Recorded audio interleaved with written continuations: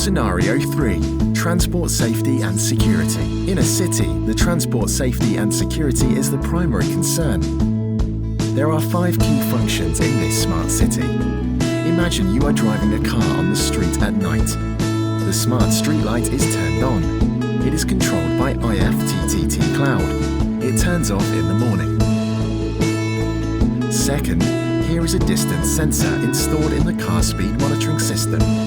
It detects the travelling speed of the cars. The speed is shown on the microbit OLED screen. It reminds the cars to slow down if they are nearly over speed. Third, there is a light sensor on the traffic road. If the light value is too low, it implies that there is a traffic jam. This microbit will send Wi-Fi message to another microbit nearby you.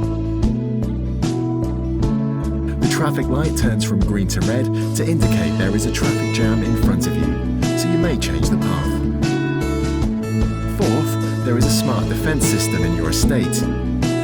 The motion sensor detects that there is a stranger near your house.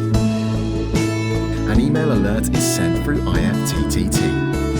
Finally, you come back to your house, you open the door using App Inventor 2. It sends out WAN command and the door is opened. You feel glad that this smart house door control is installed in your house.